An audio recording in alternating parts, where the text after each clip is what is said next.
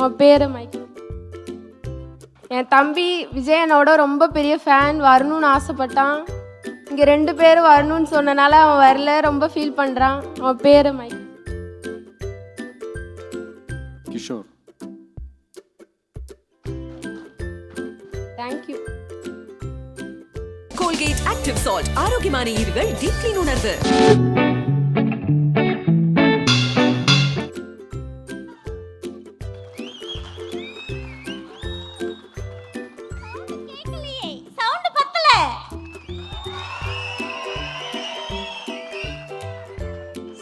Super.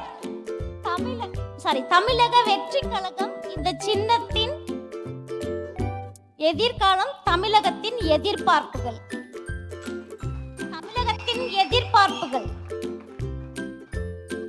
Advance happy birthday அண்ணா. கொஞ்சம் நர்வஸா இருக்கு.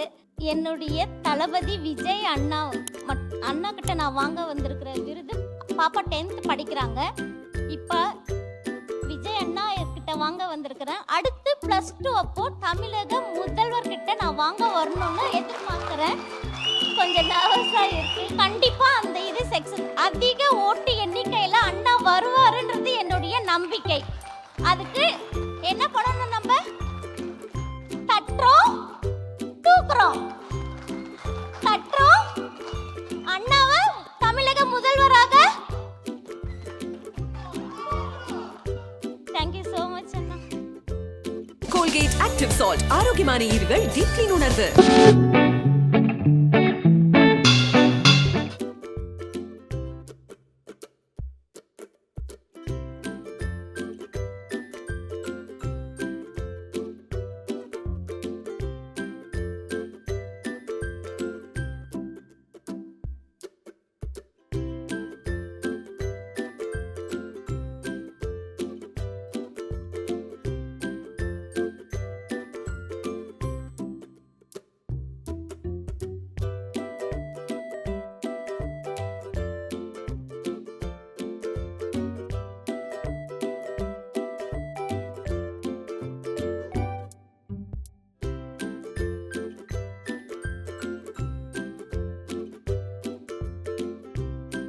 தளபதி அண்ணாவுக்கு வணக்கம். V for Virudhagiriswarar, V for Virudhachalam, V for Vijay அண்ணா, வி ஃபார் வெற்றி. 2026இல் விருதகிரீஸ்வரர் விருதாச்சலம் தொகுதிக்கு உங்களை அழைக்கிறார். வாருங்கள், வெற்றி நிச்சயம். அனைவருக்கும் வணக்கம். அண்ணனுக்கு வணக்கம். நாங்கள் கடலூரில் பண்ருட்டி தொகுதியிலேருந்து வந்துட்டுருக்கோம். வள்ளலார் மெட்ரிகுலேஷன் பள்ளியிலேருந்து வரோம். அண்ணன் இந்த பரிசு கொடுக்க ஆரம்பித்த காலகட்டத்திலேருந்து எங்கள் பள்ளியிலேருந்து தொடர்ந்து மாணவர்கள் வந்து பரிசு வாங்கிக்கிட்டே இருக்காங்க. இந்த வருஷம் 5 மாணவர்கள் தொடர்ந்து வாங்கிட்டு இருக்காங்க 10, 12ஆம் வகுப்பில். வேறு யாரும் செய்யாத ஒரு பெரும் அரும்பணியை அண்ணன் செஞ்சிட்ருக்காரு. ஏன்னா அவருக்கு மட்டும்தான் தெரிஞ்சிருக்கு எதிர்கால இந்தியா எங்கே இருக்குது அப்படின்றது. அதனால் அண்ணனோட ஆட்சி காலத்தில் சிறந்த ஆட்சியாளர்களை எங்கள் பள்ளியிலேருந்து நாங்கள் உருவாக்கி தருவோம் அவருக்கு அப்படின்னு இந்த இடத்துல உறுதியளிக்கிறோம். நன்றிண்ணா. மதிப்புக்குரிய தளபதி சார் அவர்களுக்கு என்னோட 12வது மதிப்புகளை பாராட்டி எனக்கு பரிசு வழங்கின தளபதி விஜய் சாருக்கு என்னோட இதயபூர்வ நன்றியை தெரிவித்துக் கொள்கிறேன். நம்ம தமிழக வெற்றி கழகத்தோட ஆளுமை தலைவர்களுள் ஒருவரான காமராஜர் ஐயா முதல்வராக இருந்தபோது இலவச கல்வி திட்டத்தையும் இலவச உணவு திட்டத்தையும் ஏழை மாணவர்களுக்காக அறிவித்தார். அது நம்ம கல்வியையே அடுத்த லெவலுக்கு கொண்டு போச்சு. அடுத்த 2026ஆம் ஆண்டு நம்ம தளபதி விஜய் சார் முதல்வராகி ட்ரக் மற்றும் பலவிதமான போதைப் பொருட்களை ஒழிக்க அவரோட வாத்தி ரைடை நம்மளோட தமிழகத்தில் ஆரம்பிக்க வேண்டும் என்பது நம்ம தமிழகத்தில் இருக்க பல மக்களின் வேண்டுகோள் என்று தெரிவித்து நன்றி, வணக்கம். என் நெஞ்சில் குடியிருக்கும் உங்கள் எல்லாருக்கும் என்னுடைய வணக்கம். வணக்கம். வணக்கம். Yes, young leaders and parents எல்லாரும் எப்படி இருக்கீங்க?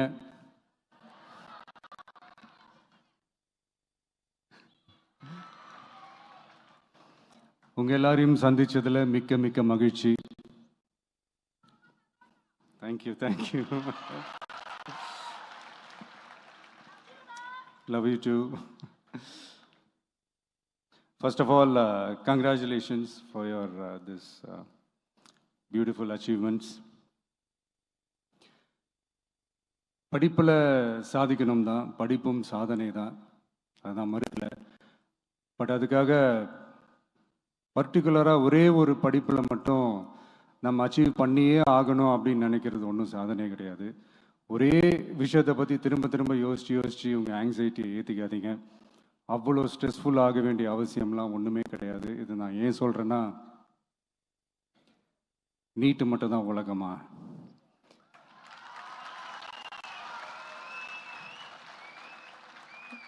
நீட்டை தாண்டி இந்த உலகம் ரொம்ப ரொம்ப பெருசு. அதில் நீங்கள் சாதிக்க வேண்டியது பல விஷயங்கள் இருக்குது. அதனால் இப்போவே உங்கள் மைண்டை ரொம்ப ஸ்ட்ராங்காக வச்சுக்கோங்க, டெமோக்ராட்டிக்காக வச்சுக்க கற்றுக்கோங்க. ஏன்னா டெமோக்ரஸின்னு ஒன்று இருந்தால் தான் இந்த உலகமும் சரி, இந்த உலகத்தில் இருக்கிற எல்லா ஃபீல்டும் சரி, ஒரு ஃப்ரீடமாக இருக்க முடியும். அது மட்டும் இல்லை, ஒரு முறையான ஒரு டெமோக்ரஸி இருந்தாலே போதும், எல்லாருக்கும் எல்லாமும் ஈக்குவலாக கிடைக்கும். அதனுடைய ஃபஸ்ட்டு ஸ்டெப்பாக உங்கள் வீட்டில் இருக்கிற எல்லாருக்கிட்டையும் சொல்லுங்கள், அவங்கவுங்களுடைய ஜனநாயக கடமையை ஒழுங்காக செய்ய சொல்லுங்கள்.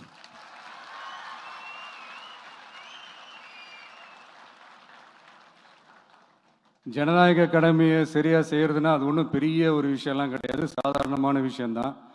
நல்லவங்க, நம்பிக்கையானவங்க, இது வரைக்கும் ஊழலே செய்யாதவங்க யாருன்னு பார்த்து தேர்ந்தெடுக்க சொல்லுங்கள். அவ்வளோதான், as simple as that. அதுதான் அந்த கடமை. நான் வந்து ஒரு 2 years பேக் இதே ஸ்டூடெண்ட்ஸ் ஃபங்க்ஷனில் நான் சொல்லியிருந்தேன், இந்த காசு கொடுத்து ஓட்டு வாங்கி ஜெயிச்சிடலாம்னு நினைக்கிறாங்க இல்லையா, அவங்கள அந்த கல்ச்சரே வந்து யாரும் என்கரேஜ் பண்ணாதீங்க, யாரும் காசு வாங்காதீங்க, உங்கள் பேரண்ட்ஸ்கிட்டையும் எடுத்து சொல்லுங்கன்னு நான் சொல்லியிருந்தேன். அதை அப்படியே ஃபாலோ பண்ணுங்க. ஆனால் நீங்கள் வேணா பாருங்கள், அடுத்த வருஷம் என்ன நடக்க போகுதுன்னு. வண்டி வண்டியாக கொண்டாந்து கொட்ட போகிறாங்க. அது அத்தனையும் உங்ககிட்ட இருந்து கொள்ளையடிச்ச பணம் தான். என்ன பண்ண போறீங்க? என்ன பண்ணணும்னு உங்களுக்கு கரெக்டாக தெரியும். அது நான் சொல்லி தான் புரிய வைக்கணும்னு ஒன்றும் அவசியம் இல்லை. அண்ட் மை டியர் பேரண்ட்ஸ், உங்ககிட்ட ஒரு சின்ன ரிக்வெஸ்ட், உங்கள் குழந்தைங்களோட விஷயத்தில் எதுவும் ஃபோர்ஸ் பண்ணாதீங்க, ப்ரெஷர் போடாதீங்க, எதுவும் இம்போஸ் பண்ணாதீங்க. ஃபர்ஸ்ட் ஆஃப் ஆல் அவங்களுக்கு என்ன பிடிச்சிருக்குன்றதை தெரிஞ்சுக்கிட்டு அதுக்கு ஏற்ற மாதிரி வழி நடத்துங்க.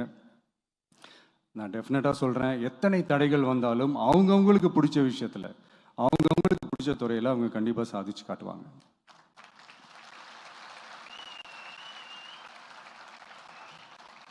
அண்ட் இன்னொரு முக்கியமான விஷயம் உங்ககிட்ட நான் ஷேர் பண்ணணும்னு நினச்சது என்னென்னா, இந்த சாதி மதத்தை வச்சு இந்த பிரிவினை வளர்க்கிற அந்த சிந்தனை பக்கமே போயிடாதீங்க. அந்த சிந்தனை உங்களையோ இல்லை உங்கள் மைண்டையோ டிஸ்டர்ப் பண்ணுற அளவுக்கு அதை அலோவ் பண்ணவே பண்ணாதீங்க. விவசாயிகள் என்ன சாதி மதம் பார்த்தா பொருளை விளைய வைக்கிறாங்க?